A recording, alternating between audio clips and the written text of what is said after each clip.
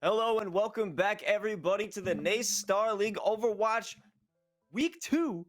We had a fantastic first matchup between Georgia Tech and Converse University, and now we are going to be jumping into our second match of the night, that being between UC Davis and Boise State University. In case you forgot, my name is I Can Go Pro, and joining me tonight is LaFon.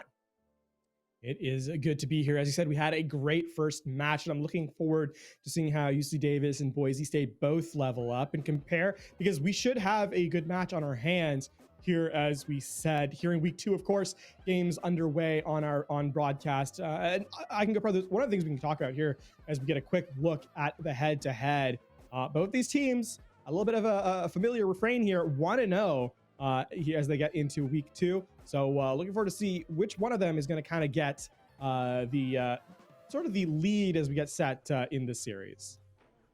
Well, I think we're going to have a strong fight to the bitter end. I don't think this one is going to be ending in a 3-0, a 3-1. I believe that we are going to make it all the way to map 5 here. And, you know, I'm only saying this because I believe that Boise has a very strong esports program. I just know that they have a strong commitment to their collegiate esports and especially Overwatch team. And I've seen a few highlights from their one tank player. That's going to be Plato. Definitely someone you're going to want to check out when we jump into this matchup. That matchup is going to be a big difference maker, I think. And right, we haven't quite gotten the information for which map we're going to yet, but when we do, we'll let you know as soon as we can. And I think one of the things we can talk about, of course, is in terms of matchup, we can talk about sort of the styles that these teams like to play. One thing we've seen from collegiate, especially here in North America, I should say one thing we've seen from North America, especially here in collegiate, because that's kind of the order of operations, but has been a more rush-based composition. By that I mean Reinhardt coming into the play. And if we haven't seen Reinhardt, we've seen more poke-esque compositions with the Orisa, with the Sigma, right? So I'm running some of the double shield. And of course the hit scan in the name of the Cowboy or Ash in that sense. So one thing I'm kind of excited to see is if we're going to see some of those high tempo compositions coming into play, maybe the Wrecking Ball, maybe the Winston, or if it's going to be more, as I said, along the lines of the rush or poke that we've seen to this point. And that's going to, I think, be the question mark, not just for this week, a broadcast, but going forward and kind of seeing how the region evolves. And obviously, there's a lot of teams here, a lot of opportunities. We'll see if that really comes to play.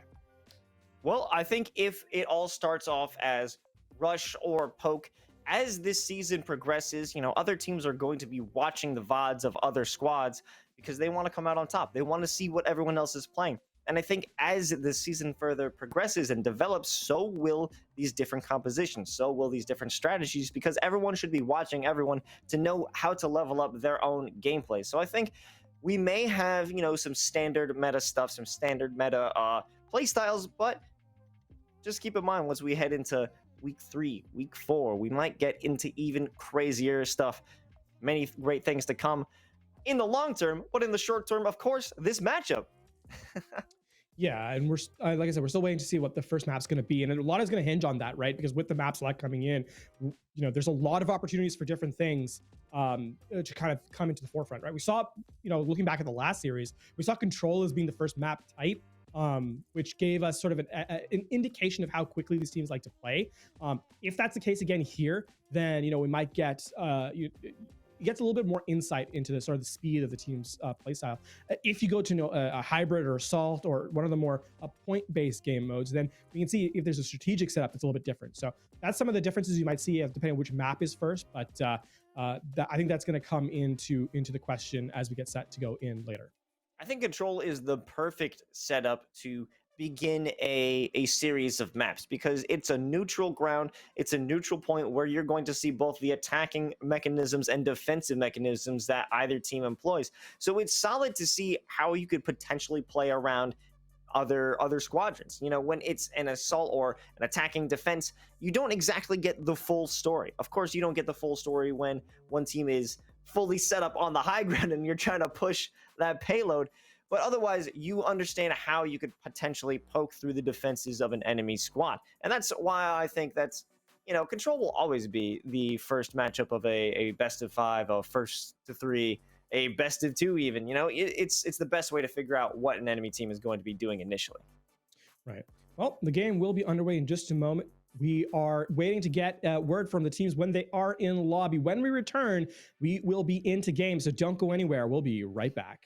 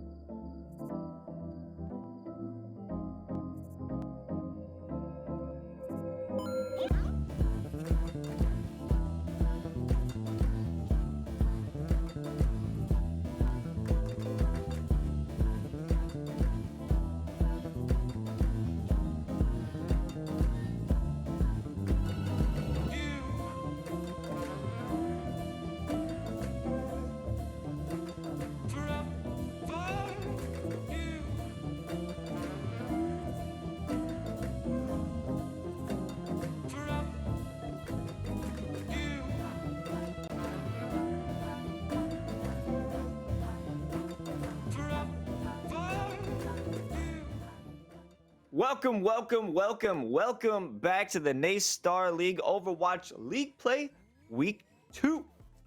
And we came back after a bit of a hiccup trying to get everyone involved in this matchup, but now we are ready, ripped up and ready to go for this second matchup of the night, that being between UC Davis and, of course, Boise State.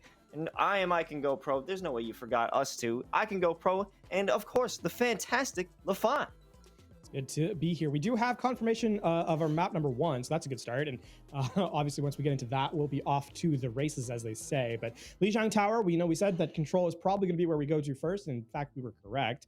Lijiang Tower is the name of the game mode. And we talked, of course, before the break about what we kind of expected to see in terms of compositions and so forth. And rather than rehashing sort of those arguments, I think one of the things to look at now that we know what the maps are we going to see some of those high tempo aggressive plays? And I think we got to see, we've seen on broadcast already Control Center, we've seen Night Market. Do we get to see Garden this time around? Do we see the more fire play?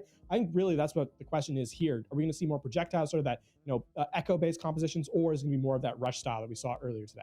I definitely want to see some environmental kills on Garden. That's kind of my big hope, my big prediction for this first map coming through. But I know without a doubt we're going to have to run through a rush composition, that being at least one round coming from Boise. Because I've seen some of their highlights. I know that they like to get quite aggressive. As I mentioned, one player before is Plato. So if I am wrong in that one, if I am wrong, which I will not be. I like the confidence. You got to be confident. I mean, you know what? Fair. One of the things too is obviously in collegiate compared to some, compared to like tier 1 pro play, for example, we don't have a lot of VODs of teams a lot of the time, right? The times they show up in broadcast. Beyond that, expectations and tendencies are hard to kind of prepare for, and that can be both a strength and a weakness coming into certain teams, right? Because looking at some of the rosters, it's a strength perhaps if a team doesn't know you like to play quickly, but perhaps that stylistically just matches up well into what you've got going on. So it's a case of I think in these first fights, especially as we get set for map number 1, it's a lot of teams sort of figuring out what the other side is really going for, right? Is it going to be sort of that high tempo play, or is it going to be more methodical, more more well thought out an approach, or is it just going to be go? And I think as we get set to get into Lijiang Tower here on Control Center, that's what I'm looking out for first. Oh, I think we have quite a bit of go. Take a look at Gob on the Doomfist, Plato with Reinhardt, Kel on the Diva, and a large bagel. Whoa, I almost read that as a large burgle. A large bagel on Lucio. But I want to give a quick shout out to any esports squad coming from a university that has their dedicated Twitter page to put up highlights. Thank you. It made this way easier. If you're not coming out with the clips, we need them. We need those clips, folks. Get them out so we can get that proper analysis. And we can see Gob already looking to take the high ground and come in with some sort of cheeky play, landing with the Doomfist. But as it stands, UC Davis is going to back up and go straight into it. And there it is, coming from the top row. It's going to be Gob already picking up one, allowing Diva to push in, but those Symmetra turrets will cause a bit of a drag, but that won't be any major problem as they're being pushed back all the way into the lobby. It's going to be Lucio on main support, fantastic name, escaping with their life, but Boise coming in with the capture. Certainly a good read there from Boise. UC Davis tried to sort of play around it, right? They saw the point control, so UC Davis tried to back up and go to the objective. We're going to see Kavachi going over to the Cowboy this time around. Is trying to put the flashbang in play to deny the Doomfist pressure. It hasn't worked out well so far. We see Gob is flying all over the place, and they will remove that ammo field. That's going to be a big factor in this upcoming fight. And it will come back because here's the lamp. It's already pushed out, but it's being used perfectly as Plato is working and smacking everyone under that field, and there's nothing they can do about it. They didn't focus the lamp, and they gave them enough time to push him back in. Finally, they were looking to hope and take out Gob, but Gob will not stop. Actually, KO from the back lines with the nice fire strike does manage to get that kill. Now, there is a window of opportunity here for UC Davis to re-aggress with 2 players down. But a defensive window here from Chosen just to slow the re-aggression here from UC Davis. And that initial pick on main support should be huge. The Earth Shatter comes in, but it doesn't get anybody. And this is going to be incredibly hard for them to try and fight this back. The Gravitic Flux goes, but it's under the Immortality Field, so they can't do much out of the damage point from that one. And they're pushed back once again. Gob almost got a fantastic punch right into the face of main support, but that boop will be enough to keep his life along with him. Another great defense from Boise. A good read there from Chosen to bring up the Amplification Matrix, and then obviously the spam through from Maxell on the Symmetra, just a one tap onto main support. Now UC Davis in last fight. They don't have anything online just yet, and Plato waiting with this Earth Shatter. There it is. Another flank from Gob. Let's see what happens. He's gonna wait out that beat drop. He's gonna jump right onto Gabachi and does a fantastic flow right through, getting back onto site and keeping the pressure up enough to spread them out and allow both of those supports to be destroyed with the self-destruct. And that is a very clean retake. UC Davis did manage to get some time on the board, but it will be for naught. Yeah, that was a good use of utility from Boise State University. Obviously the Doomfist Gob doing a ton of value with the Meteor Strike, but I think critically a lot of team-oriented play there. We saw the attempt for the punch into the Shatter to try and take down Plato, or rather to take down KO's shield from UC Davis, but then on top of that, the pin which bumped Plato's, or rather Plato using the shoulder charge to bump KO's shield out of position. So Kel was able to get a multi-kill with the self-destruct. Clearly team-based play here from Boise State that gives them the round up 1-0. We are going to move to a more mobile composition. The Somber Reaper play from Boise mirrored out, of course, from the University of California, Davis. This is some very, very fast tempo play, as we expect to see a lot of damage being put through early. Here comes that initial scuffle coming on the edge of both of those bridges, and it's going to be Boise pushing up, trying to get the aggression to force them back off of their bridge. Frosty doing some damage in the backline, not able to land any hacks on anyone yet. Here comes Gob, will take out Ecal after that D-Mech, and pushing up through will be a further aggressive play, and they are just backpedaling ever more as this game continues to go on. The two most valuable members to hack in this composition are the Diva and the Moira, right? If you can deny the Matrix, the Reaper has so much more value. UC Davis is actually going to make a couple of switches as both DPS switch over to Tracer and Echo, respectively, nearly wholesale, as Royal's also going to go over to the Ana.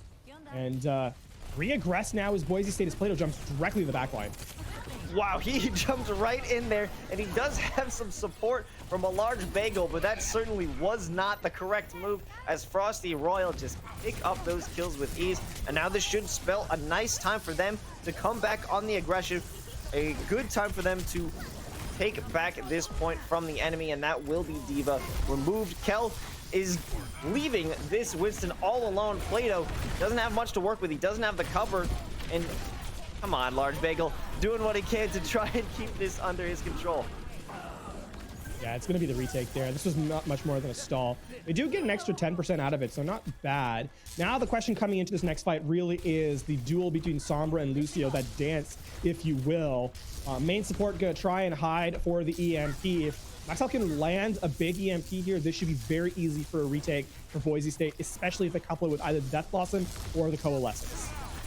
I like how KO is just sending out that Tesla beam with the poke, but oh no, Gob sends out the Death Blossom, but no one's around to feel its pain, and he's jumping through trying to secure some damage, but no one is really in range for him to get that damage done. But he does put pressure to allow the rest of his squad to clean this up, because we have that primal rage on Plato knocking everyone around. There's pure and utter confusion going through the minds of UC Davis and Boise, and to take this one back. It might be weird to be critical of a team that just won a fight, but Boise State used a lot in that engagement. They're only going to have the self-destruct and the sound barrier here, and the re-aggress from University of California Davis is going to be much better. They have so much more tools to work with here. Well, what does the Pulse Bomb do? It does get a little bit of damage, but nothing serious. Frosty on that Diva. Gabi not going to be able to have that self-destruct just yet. So close, but not enough to have that real impact with the ultimate. Frosty will fall, and the hits keep on coming. Boise State is looking to take this one back. Kabachi having to force back, and the self-destruct is at the ready for Kel. Will it be used? No, they're going to be knocked out of the mech and fall into the pit. Exactly what we needed, folks. Exactly what I was looking for, and it's exactly what Boise State was trying to manage as they hold on to this site, and they don't even need to commit their ultimates. Now the overtime will tick away, and it's a slapdash effort here. It's not clean, it's not concise. And UC Davis are going to go down here in map number 1, barring an absolute miracle here. And the miracle is just not coming. Well, if you ask me, anything can happen in Overwatch, but in this situation, probably not a recovery for UC Davis. Good map number 1 in most efforts from UC Davis, unfortunately unable to sort of flip in the last moment. Good recovery from Boise State as they take the 1-0 lead here in this series. As a good first map from Boise State University. We're gonna get a quick look from the highlight of the game as Plato and Reinhardt. See, this was the, I believe it's just the self-destruct. Yeah, there it is. Yeah, definitely. I have to agree with you saying that it was all around the team creating opportunities for each other, and that was a perfect example. It was Plato shoving their line and spreading them out so they can't really protect themselves, protect each other from that Diva self-destruct, and creating those opportunities is exactly what they needed to secure that dub. But I I want to speak briefly on that pure aggression where I believe it was Plato as well as a large bagel diving. Well, we'll get to that one in just a second as we take a look at more and more highlights. They're very good at zoning UC Davis. Boise has done a very good job at zoning their opponents and forcing them into choke points, especially well, there wasn't much that Kabachi could do in that moment, but they are very solid at zoning, and that's really what it comes down to, forcing UC Davis to play how Boise wants them to play. Yeah, a lot of it is realistically the fact that the tanks are, the DPS are providing poke pressure, but the tanks are staying alive, so the supports are able to keep, sort of pressure on or keep away from being pressured, and it just buys more space and time. A lot of these fights, what we're seeing is the front line of UC Davis has to go up against 3 or 4 members, while that is not the case for Boise State, right? We saw one DPS taking one-on-ones. Meanwhile, the tanks have to fight sort of a 1-on-3. And that's a lot more difficult to kind of keep track of, right? Especially, I think the one time that it didn't happen was when Boise State tried to go super aggressive into that spawn on Garden, as we saw, but it was sort of piecemeal and slapdash, and that kind of fell apart. But every other fight that Boise State has taken, excuse me, has been more consistent as a team, and that has really spelled success for them, at least in map number 1. And I mean, one map is big. They're gonna have to keep it going throughout the series. Again, this map series doesn't end after 1. You have to make it all the way to 3 map wins. So we'll see if they're able to do that on map number 2. Certainly a good start, though. Yeah, I love to see it. I want to see more, I guess, aggression coming from UC Davis. We saw plenty from Boise State for both teams, especially with that one play. I think it was just to kind of just distract them or stall for time, but I don't believe that extra play from Plato was necessary. But I want to see UC Davis work hard. Like I said, I want this to be a 5-map game, okay? This isn't going to be a 3-0. This isn't going to be a 3-1. This has got to be a 3-2 for somebody here tonight. One of the things that I think, for UC Davis, they kind of have to correct if they want to make this a close series, has to be their focus fire. They had a fight on Garden on that second round where they were close, right? I think, we have to talk about that ultimate, where I said that Boise State used too many ultimates, right? They used the EMP, they used the self-destruct, or the coalescence and the Death Blossom and the Primal Rage. That's 4 key ultimates. If you're UC Davis, that's a fight you have to win because you have all the resources at your disposal and there's nothing to really defend against. In that particular fight, though, UC Davis's target priority was all over the place. They weren't focusing on any particular individual, and as a result, it bought time for Boise State to return into the engagement. So for UC Davis, really the key to victory for them here is that target priority, is that target selection, and I think they're right there otherwise with Boise State. with that, if they change that small thing, then a big difference. It would make a big difference for them. And that goes exactly back to you saying that Boise was allowed to have 1v1s with their DPS while their tanks were facing off against 3 players. If they could flip the script, if UC Davis can turn that focus back on to the tanks and put the pressure over onto Boise instead of having it on themselves, I do believe they could turn the tides of these battles, because this isn't a blowout. This wasn't a easy win by any means for Boise. This is still a competitive match. Yep, and I mean, the match is not done yet. We still have map number 2 underway. It's going to be Numbani here. UC Davis attacking, Boise State defending. And I mean, you know, we talked at the top of the show about what compositions we'd see, and already we're seeing that highlight, that difference, right? We're seeing that more static composition from Boise. Boise State in this instance, the Diva, and the Orisa most critically. As goodbye, turret. Bye-bye. It's close. Nope, that's not quite it. Almost. Well, maybe we'll set it up after the first fight. We'll see what happens, as they are looking to spread the attention so far. Nothing very crazy yet. Frosty underneath that bridge waiting for the rest of the squad. I guess they are looking to have those 1v1s and take them away from Boise. I think... Come on, there we go. Oh my god. I couldn't think until that was done. 6 times the charm. Woo. And finally, this brawl will begin. Both KO and Eco are looking to take on that opposite bridge, but he has to escape with his life so close to the death's door with 50 health. He escapes. Royal, they haven't gained Royal much has nano early. This could be used now on Kato to really force the fight. Wow, that was incredibly quick.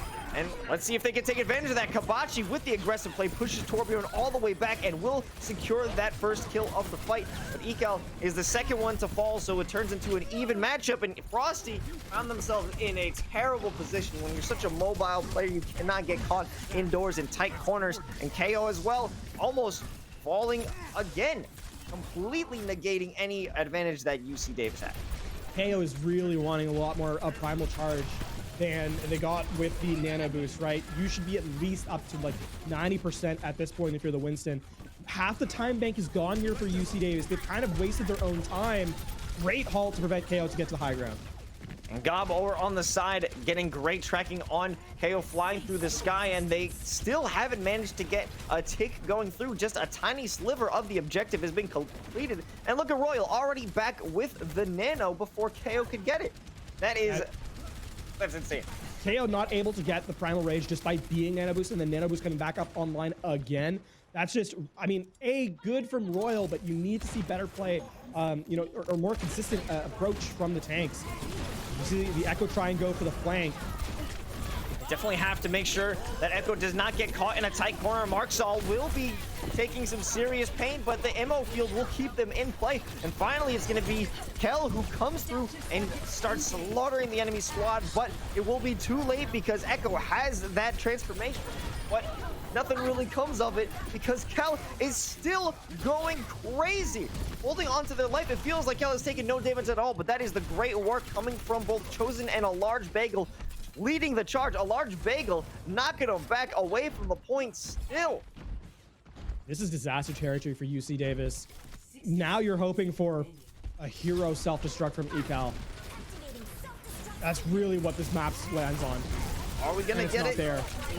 No. Gale looks to try and follow that up, but he falls himself as useful as that self-destruct. Boy, he give him some ultimate charge.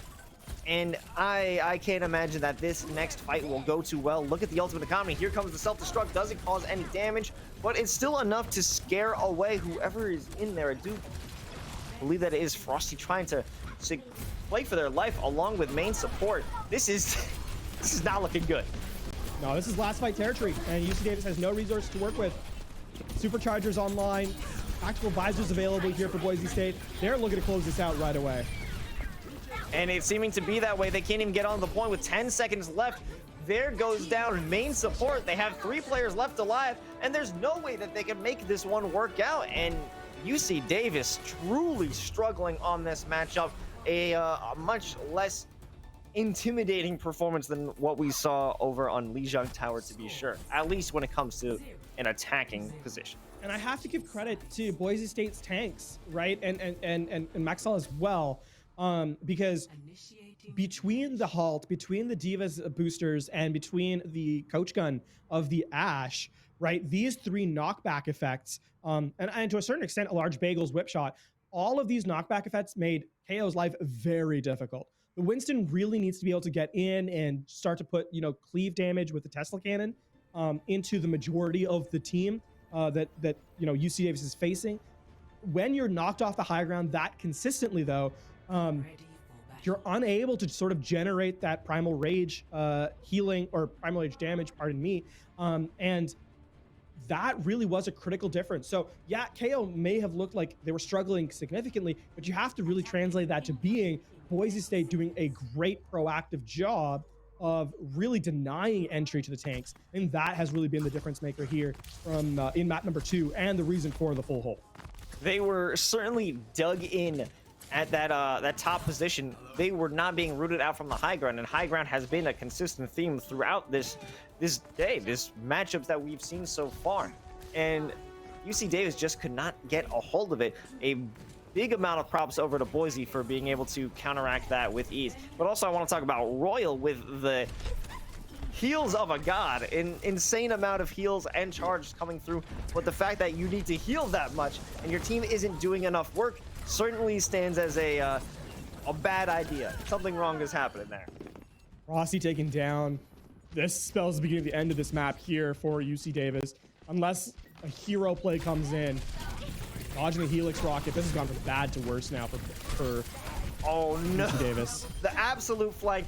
Plato and Maxell walking in along with the help of Gob. This cannot go worse for UC Davis, and Maxell even getting so aggressive they might be able to remove Frosty from the equation again, and it will be Gob with the assist. And that is such a lackluster performance from UC Davis and a phenomenal performance from Boise. Yeah, clean run there from Boise State University. A quick highlight from the main tank.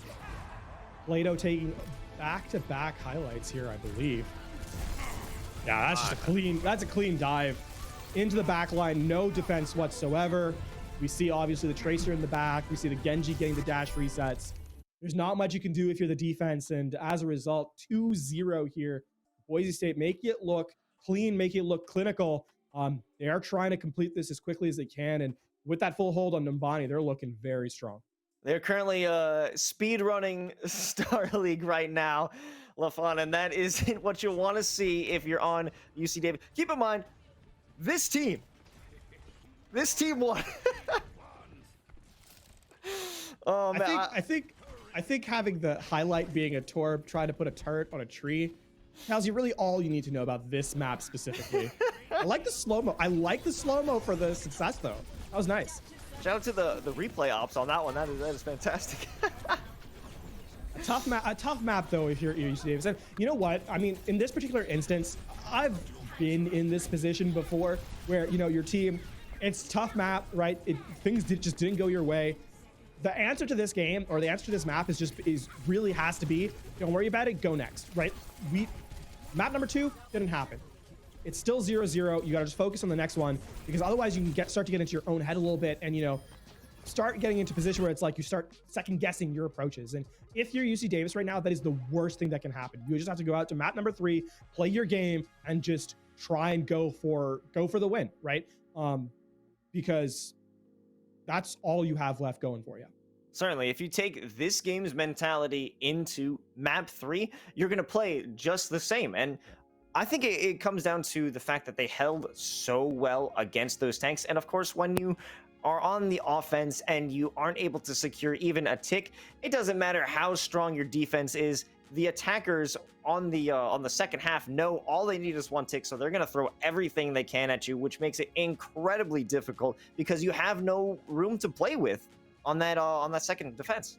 For sure. I do want to highlight, at the moment, we talked about UC Davis quite a bit, but I want to highlight in this particular instance, their opposition for Boise State, because, there is an element of great reads coming in from them, strategically speaking, right?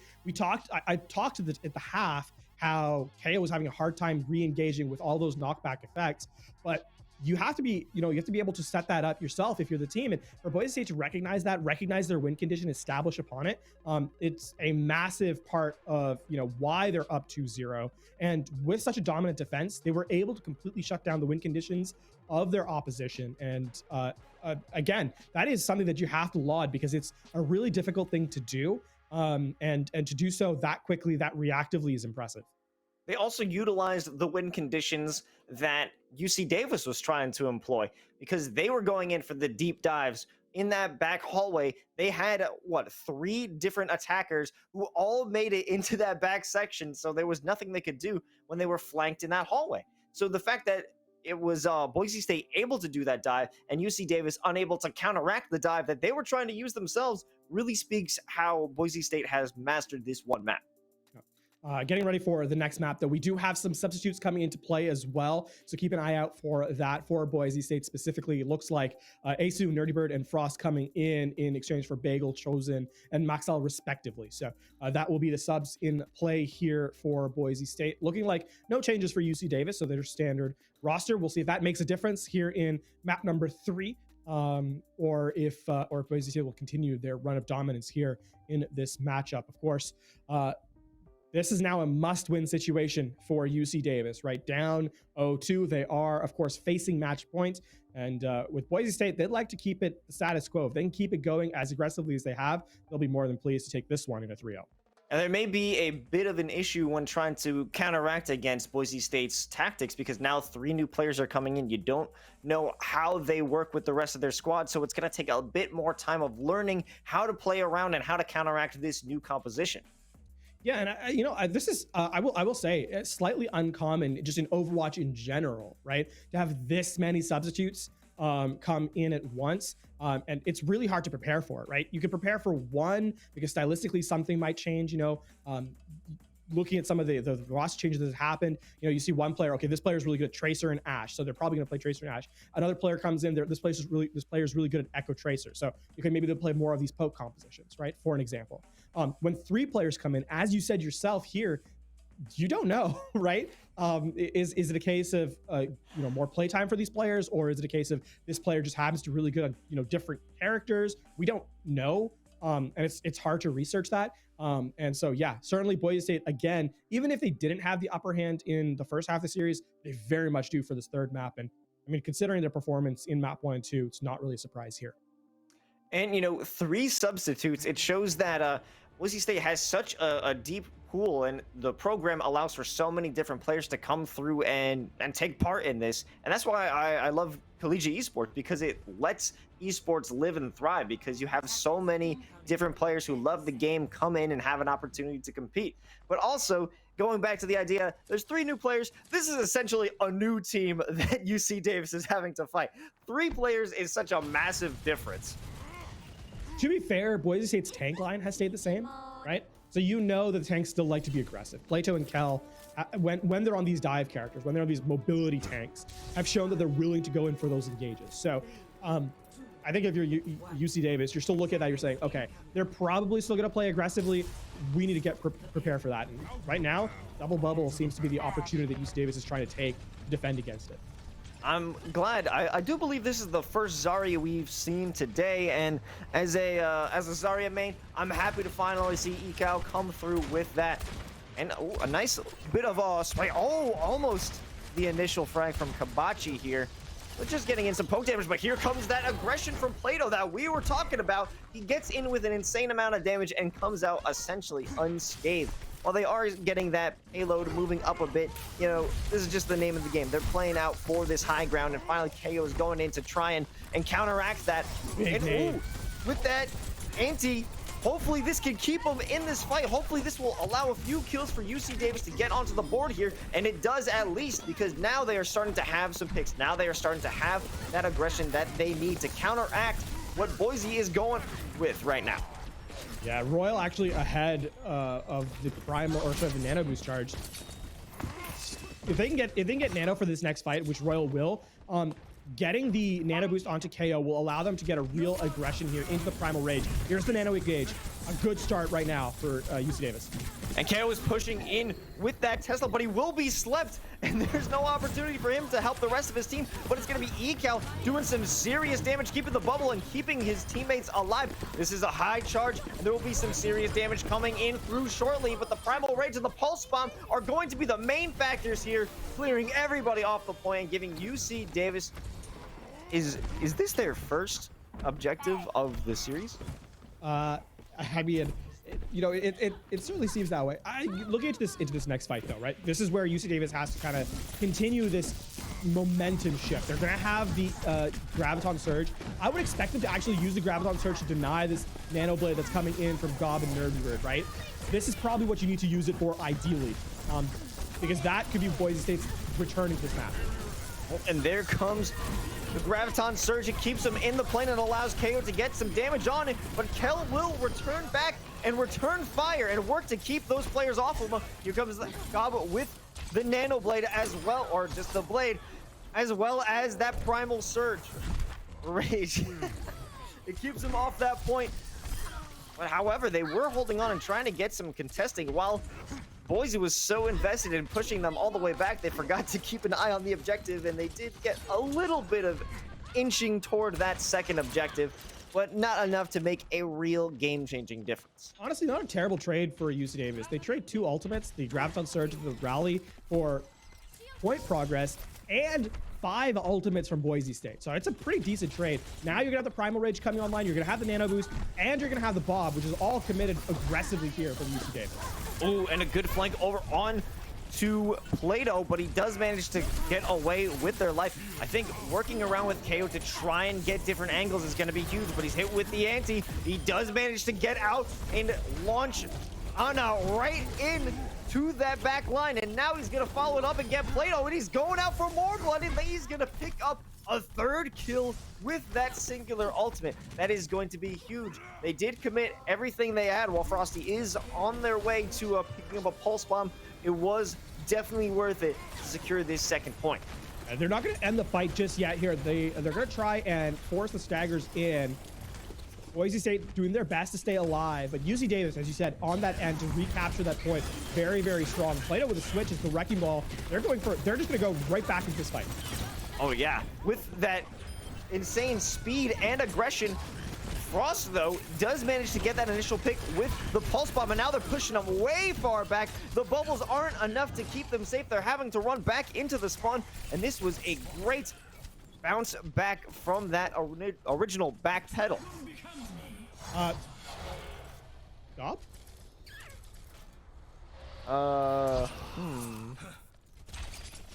That's unfortunate.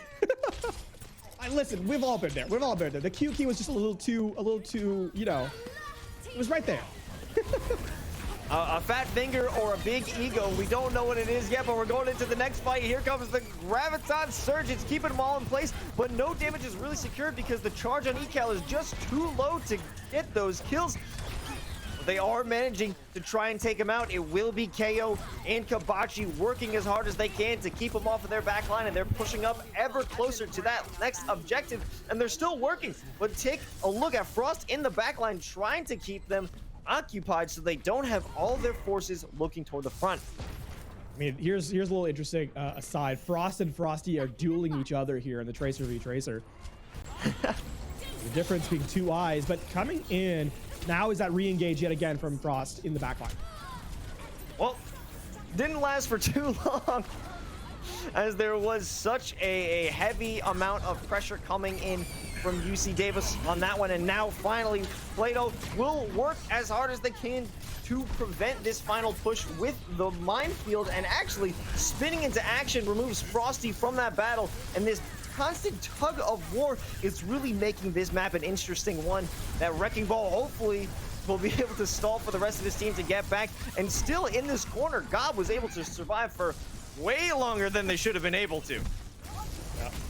The big problem here is this fight is actually really bad for UC Davis because it's A, wasting time, and B, the respawns are so close here now for the defense that this needs to be more consistent, more coordinated. They are going to get the Graviton Surge on the Wrecking Ball, but no elimination yet.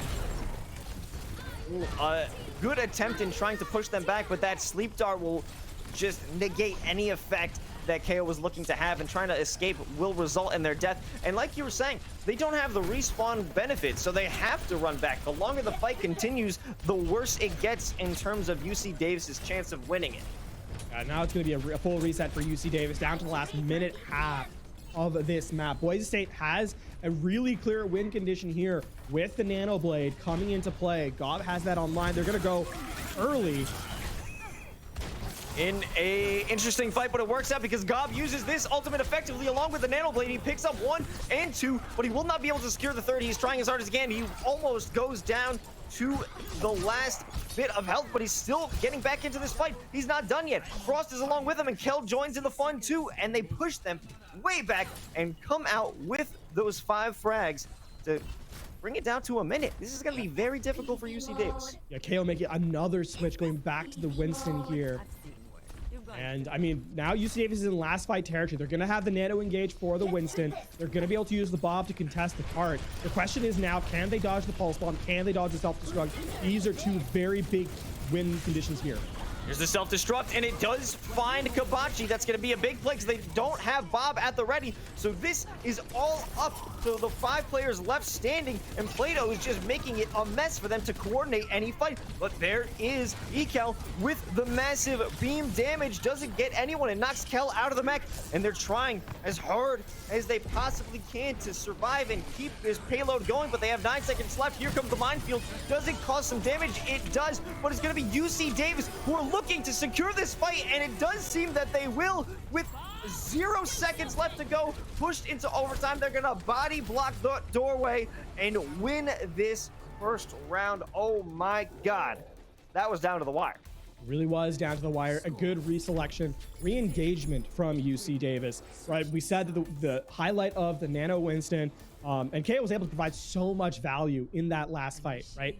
Chasing down the Genji, then getting into the Graviton Surge that Ecal had providing the damage there, and then obviously body block anyone trying to get out of spawn. So UC Davis, there's the moments that we saw from them, you know, on map 1 and 2, the sort of the impetus for their play style, right? We said that Boise State had responded really well to that aggression, and when now that UC Davis has found a way around those crowd control situations, they've proven to be a very competitive, a very consistent and competitive run here through this map. So we'll see if they're able to hold it on defense, but UC Davis have come alive here in map number 3.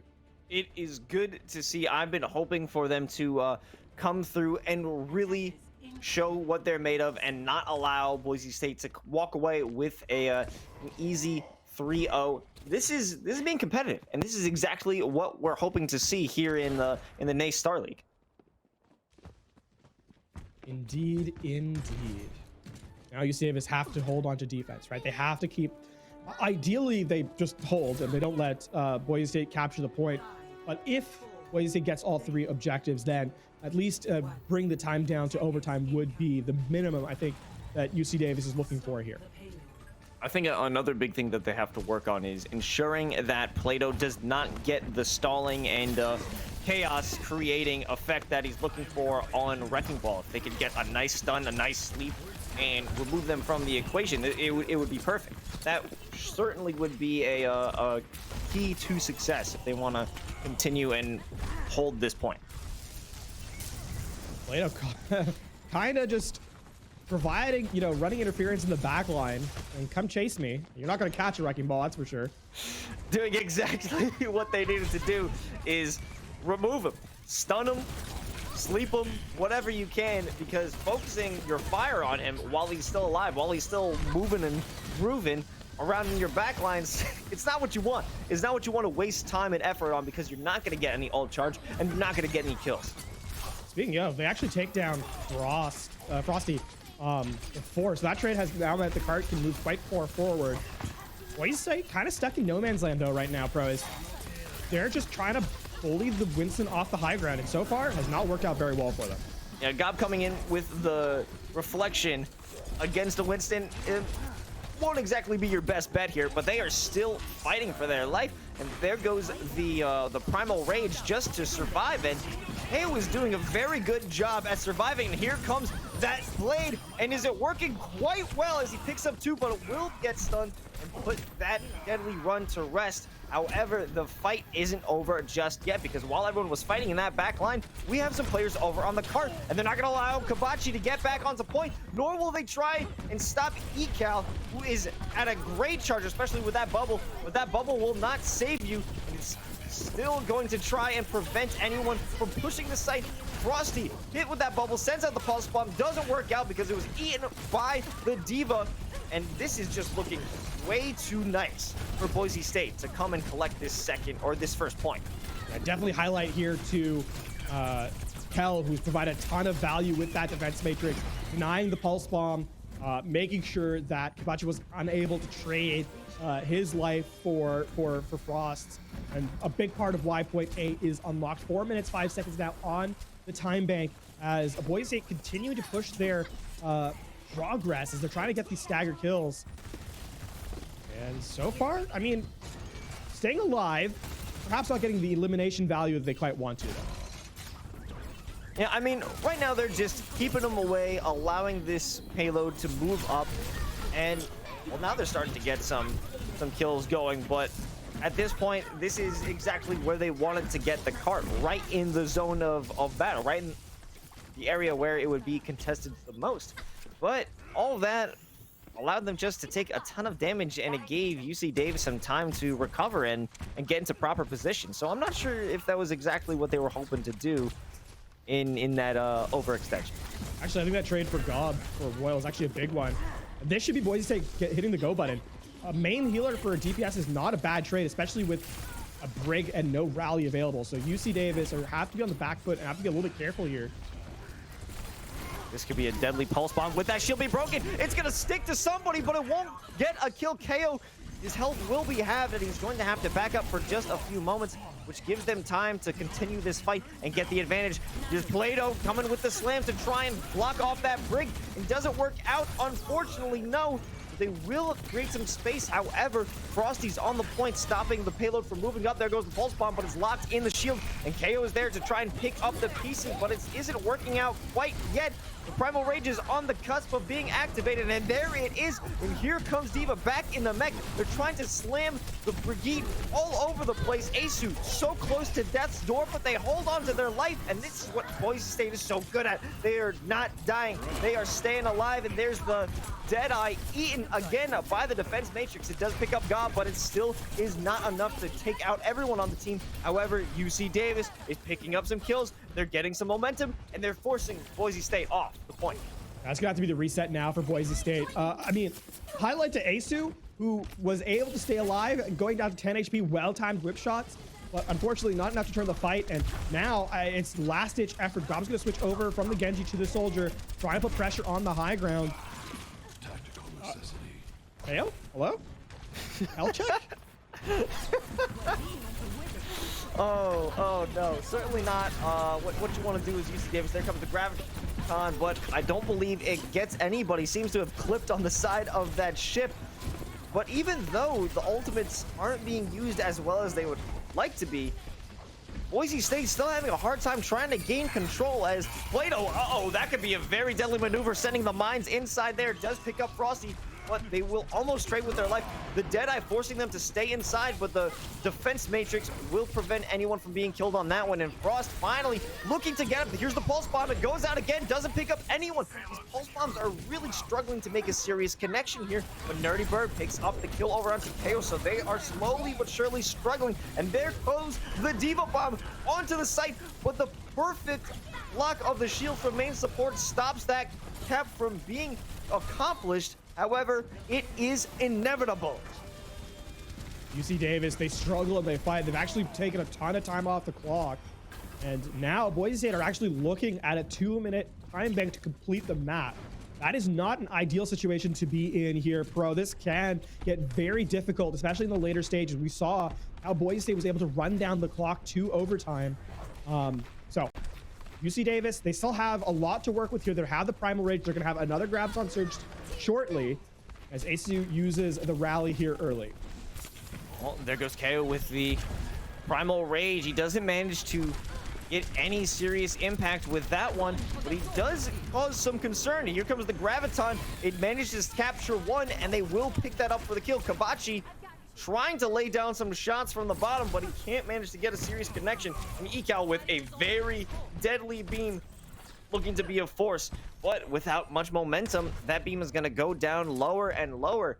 And, you know, unfortunately for that player, the less that Boise State tries to push up, the less impact they're going to have in the fight.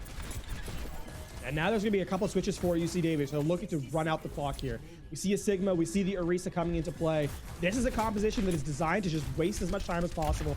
And considering what they have to play against, this is a really smart read from UC Davis.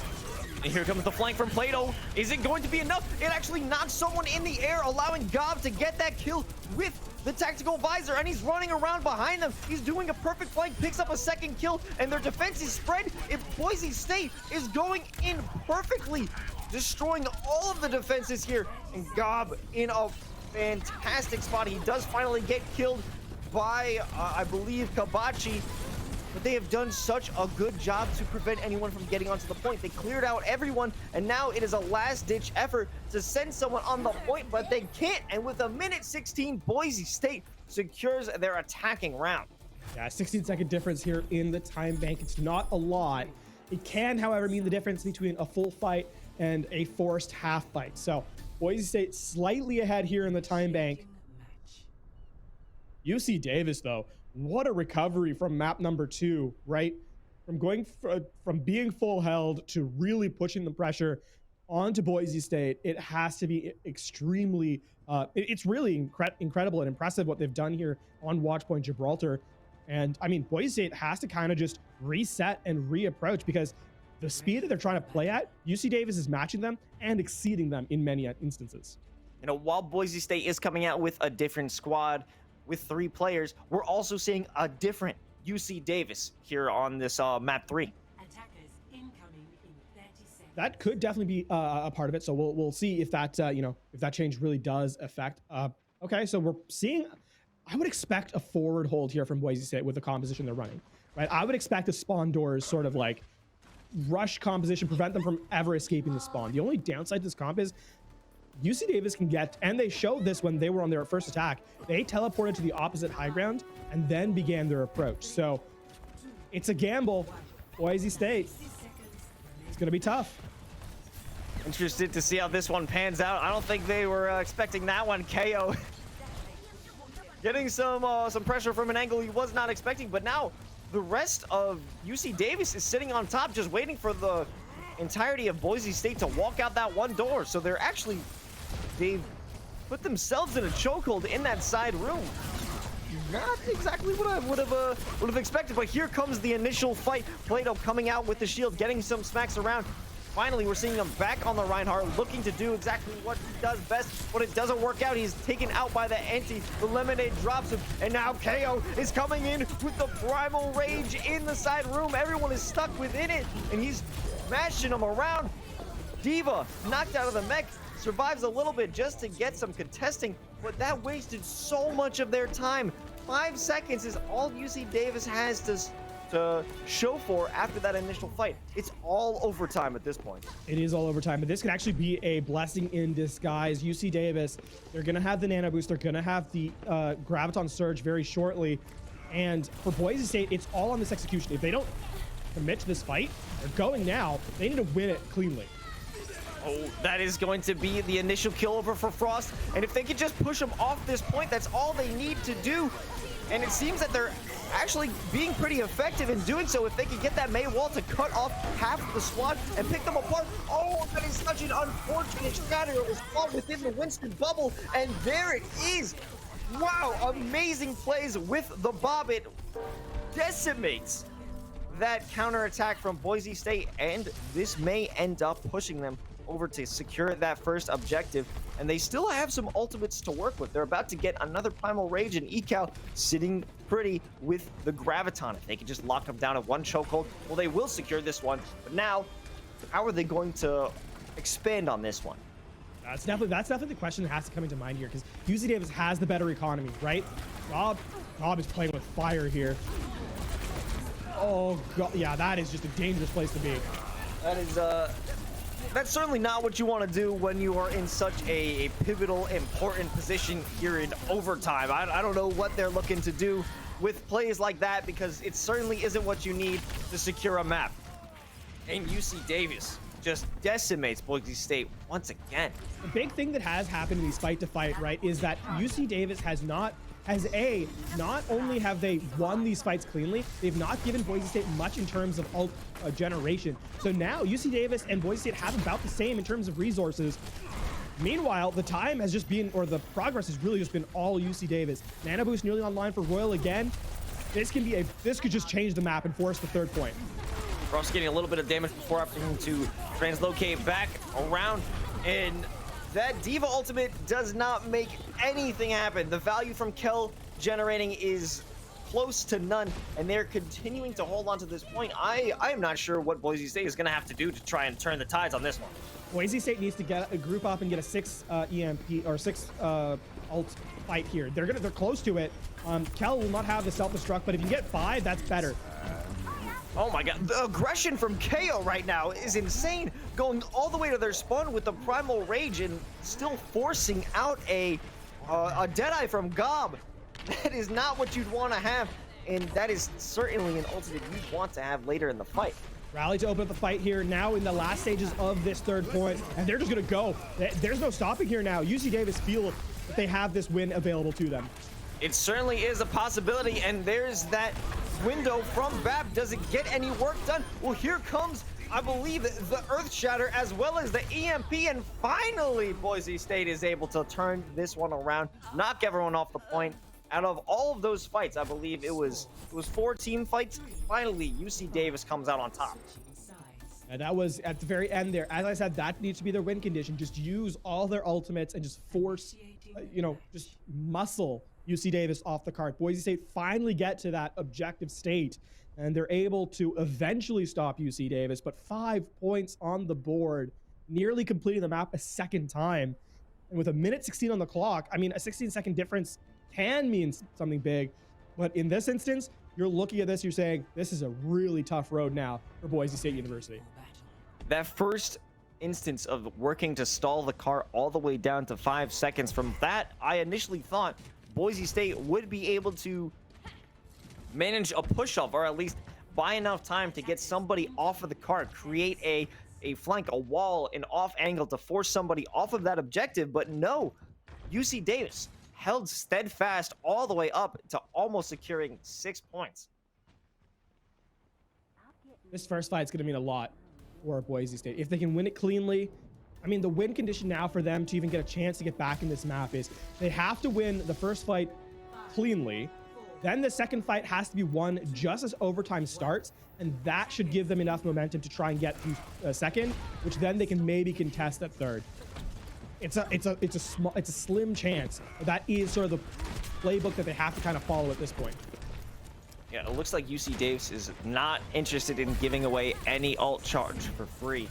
They're playing way far back, just allowing Boise to get some space. But here comes Frost versus Frosty. Who's going to come out on top? Frost is doing a serious amount of damage, and Frosty relying back for their teammates' help to keep alive, because one pick on the defense could mean everything. This has been a really slow reapproach. KO is sleeping, so there's no pressure being generated right now. Recall. Lost. I need that. Finding ourselves again a battle for that top chokehold, and Kel in the middle of a crossfire goes around the corner, will get stunned and immediately sent out of that mech. This is going to be a tough battle. KO holding strong, sending some serious damage from that Tesla cannon and almost onto a Primal Rage. If they can get that extra percentage before a heal comes in, there it is, looking to cause some damage in the back line, and there's nobody else to stop him. He does get the Ana. He may as well get a Nano Dash too. Could potentially be an environmental, but even if it isn't, there's still so much time being built for the rest of the team to come out on top, and this will be UC Davis taking their first map of the series. Excellent hold there at the end. A real control of the map, especially the high ground there from UC Davis, and the back line unaffected on UC Davis's side. The Brigitte coming in clean, shutting down Frosty. You can see coming in with the highlight as well. And this is that fight where that Earthshadow was blocked, just continuing to swing into the entirety of the team. I mean, it's a brig play of the game. It's tough to really hype that one up. But at the end of the day, no, it was some stellar play across the board from UC Davis. A different team from map number 2 in entirety. Not only were they selecting proper targets, but they were going in together as a team, and just across the board, really, really smart reads from UC Davis to give themselves a map here in this series. Yeah, this is what we were waiting for. We were waiting for the real aggression, the real tactical aggression from UC Davis, and they were not allowing Boise State to bully them any longer, which is something I'd like to see, because I wanted this to go to game 4. I wanted this to go to map 5, and we're getting that. Gob in the backline here, though, when they were making their way to secure their own offensive points, that being Boise State, this was a perfect angle for them. We get to see, of course, the Winston in the close quarters. They're never getting out of that one alive. And I mean, Boise State had the right idea, right? Try and drain out the clock. Unfortunately, you need to win the fight on a nice edge. A lot of these fights go, and moments, if the fight had ended moments before, perhaps there would have been an ult difference. But at the end of the day, Boise State just unable to confirm the fights, and UC Davis, they run off the back of that and take the victory here in map number 3. Pro, we are not done with this series. Map number 4 is coming up next, but before we get to that, we do have to go to a quick break. Don't go anywhere. This series has so much left to offer. We'll be right back.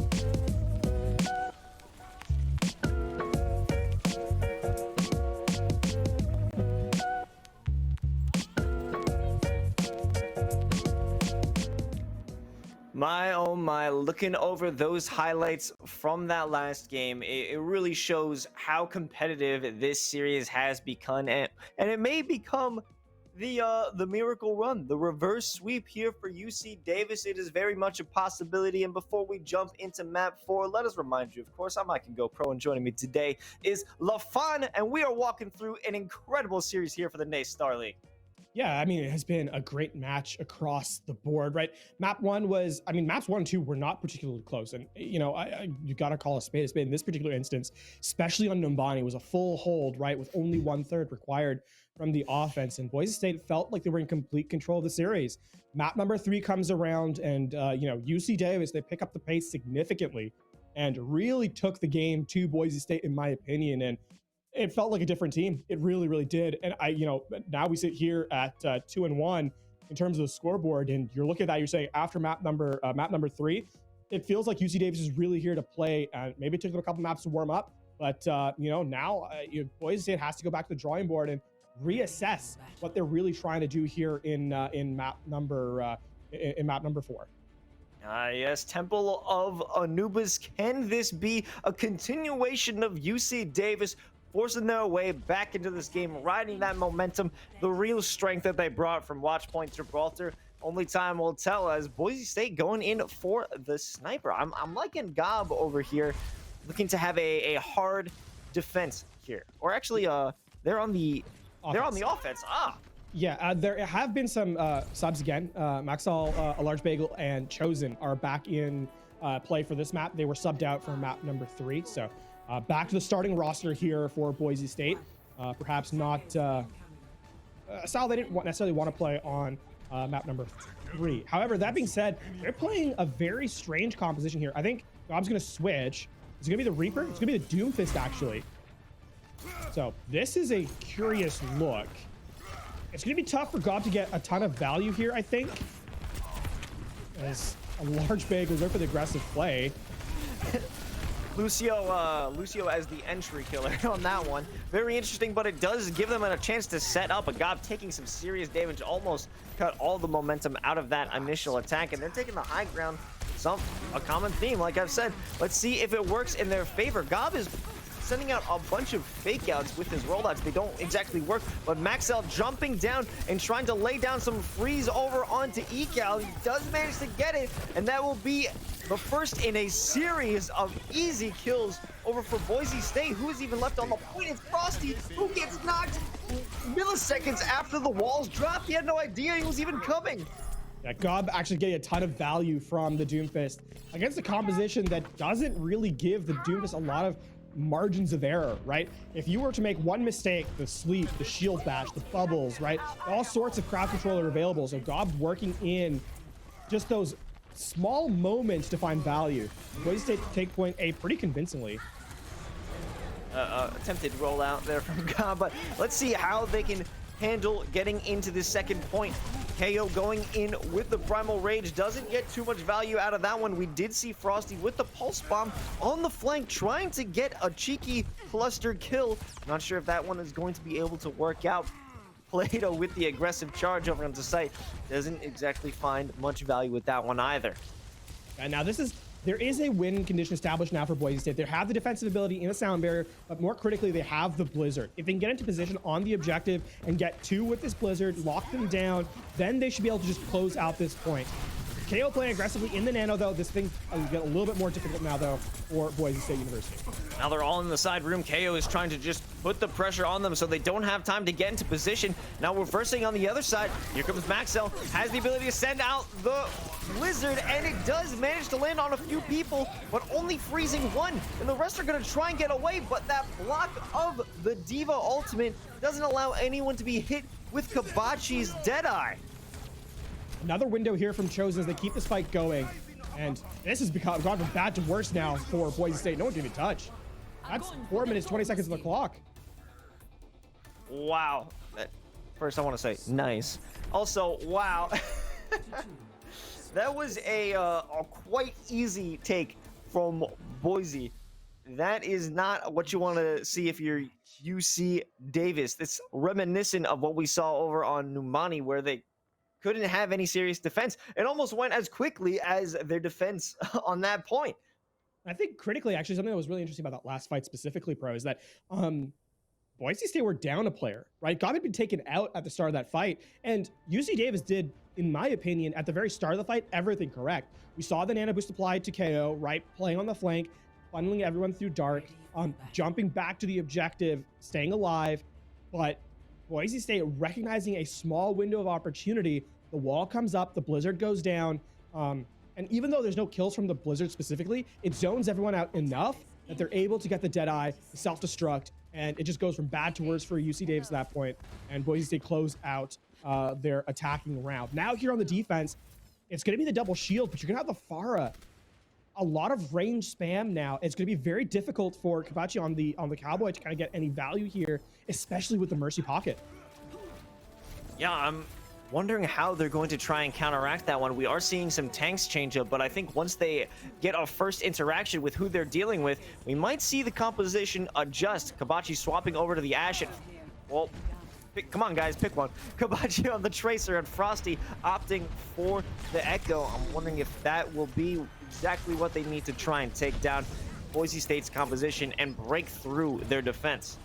And normally the Echo dueling Pharah is actually somewhat biased towards the Echo, but without a pocket, this becomes a lot harder for Frosty, and Maxwell should now have free reign in the air. Ekal really the only player to kind of contest this Pharah. Maxwell flying high above does have the angle to potentially force them into a horrible position, and if they can get into an ultimate and shoot down from this window, they're going to be uncontested, getting some serious damage. Finally, Frosty realizes, and so does KO, trying to push them back, but they're stuck. They need to break through, and they just can't seem to do it. While they will get stuck, here comes the Nano, but KO, he doesn't have anything to really take advantage of that. But you know what? He has the Tesla cannon. He's going to keep on pushing and does manage to get quite a few kills, but Maxwell in the back with the barrage cuts down that aggression. Yeah, it's gonna be a hold here. The question really is how much more damage to the defense can be done on the staggered kills, because you're not going to win this fight, but can you prevent Boise State from getting back in time? And it looks like the answer to that is no. I'm going to be switching over to Doomfist now. Man, Maxwell doing so much work, right? We saw the a 1 minute nano, not a surprise. A 1 minute barrage, now that's a big difference maker. And, you know, with the Pharah putting in so much spam into the backline, it becomes a lot more difficult. And I think, you know, with this Doomfist, now everyone's going to be at low HP, so this punch can become even more deadly. It's Maxwell getting those off angles that they need to split the pressure, and being uncontested with those specific angles allows them to get free reign and easily build up into that barrage. And I wouldn't be surprised if Maxwell finds another one soon, because there it is again. Finally, they have learned to check that angle. It's going to be Royal sleeping them and taking that damage out of the fight, which allows them to push up through as the tanks go down. The Immo, the Supercharger, all are falling, and KO is following it up with that Primal Rage, forcing them all to flee. And you can see that launch back away from the point. Maxwell does play for their life, but they will lose at least 2 ticks in this initial battle. High ground, they're going for a recontest. It's still here. They're going to be able to do it. They're still fighting for it, but no, there is a large bagel just flying around going for that contest, but it's not going to matter in the grand scheme. They are getting some stalls, some... Wait a minute, God definitely got a kill he should not have gotten in that moment. And somehow Boise State is still holding on to this point. They're contesting so well. They're going to lose the objective here. They're going to lose the objective here, but it's more a case of how much can they take away from the offensive playbook, right? Like how much can they drain from the resource bank? And the answer is basically everything except the nano boost. Maxwell's going to switch over from the Pharah to the Echo, and he's going to have the pressure now with the pocket, right? It's going to be a lot more difficult for Frosty to try and duel in the air here, right? So you're looking at UC Davis and perhaps changing who their focus target is. I would expect Frosty to try and put more pressure on the tanks than really the DPS here. Well, let's see if that is true over on the left side. Getting a ton of enemies in their face, but it's going to be KO who's jumping in the back line, gets hit in the face with that boulder. Gob is looking to do damage from the back line, isn't really getting much and will be the first one to get killed. And that's going to be a follow from Frosty as well. And they are pushing over into the side. It's going to be 3 players down on the side of Boise, and they're trying to make it all 6. And Plato is playing for their life, but it won't be enough. Now, finally, UC Davis is getting some traction on the final point. They are going to get 1 objective tick, perhaps 2. There is a recontest available now, though. They're waiting for the last moment as the contest comes in from the Tracer. And it will stall for a little bit. Here comes the Gravitic Flux. Who does it manage to grab? It's just going to be the Winston and potentially the Echo as well. And it works out perfectly. Both the follow from a large bagel and Chosen eradicate the forces on that point, and that retake went exactly how they needed it to go. Boise State with a clean understanding of how that retake worked. We saw Maxwell actually get in on the Tracer early just to prevent that first tick from coming through. Recalls out, then everyone waits until just the very last moment, 90.6% before they begin their retake. And then, of course, just a clean pickup. Gob actually gets 2 kills with the Doomfist, and then the Gravitic Flux for the cleanup. I'm going to switch now as Plato goes over to the Reinhardt here in UC Davis. They're playing the rush. They're playing in close. They've got the May in their back pocket.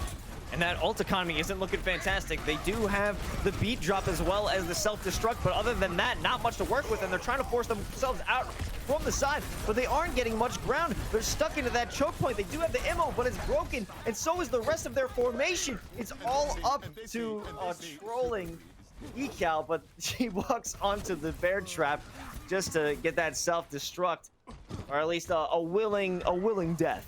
Yeah, to now make sure they don't stall that. UC Davis now has the unenviable position having to need to complete the map, but they need to complete the map with time remaining, right? They have to have time on the clock, otherwise they will not get a second opportunity at offense.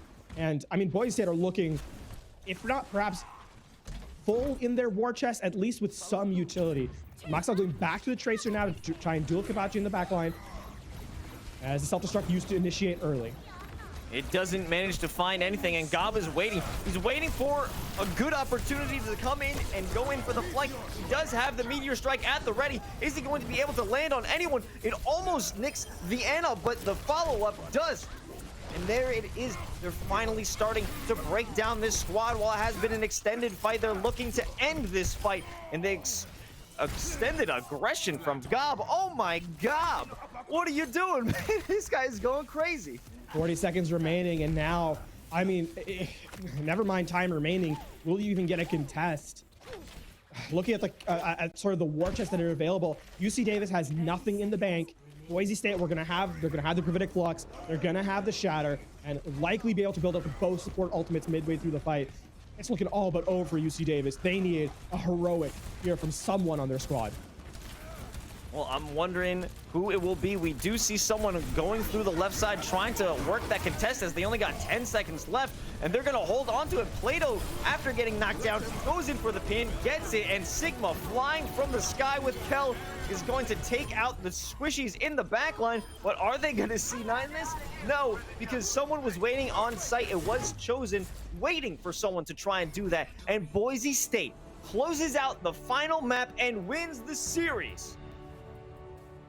3-1 exclamation point there at the very end, Pro. Get a quick highlight here. This is Gob. I'm pretty sure this is going to be that retake on second. Actually, no, the first point there, dot unlocks. That is a tragic place for Azari to be. Ooh. Frozen, not much you can do. That is impeccable timing. That is insane. It really was. Well played to Boise State. Well played to UC Davis. Watchpoint Gibraltar was incredibly competitive. And I think there's definitely a lot to be learned here for both squads, in all honesty. Though Boise State does walk away with the win, it wasn't a clean sheet. And so they're going to want that. They're going to want to, see what happened that map and try and go for the 3-0 in their next match. But for UC Davis, some learning moments for sure. And they'll take Boise State will take the 3-1, and they'll say, move on to the next one, see what they can do next week. Ooh, I'm looking at that one specific play where the Diva mech was shoved right into the face of, I believe, Kabachi trying to get that Deadeye. I'm not sure if it blocks the bullets or if it was Reinhardt behind him, ensuring that those bullets didn't get through. But either way, it was such a tough position to be put in when you're trying to defend. And that retake from spawn just wasn't played out as well as it possibly could be. Because if we go back to the strategy that Boise employed, where they waited until 90.6 for that retake.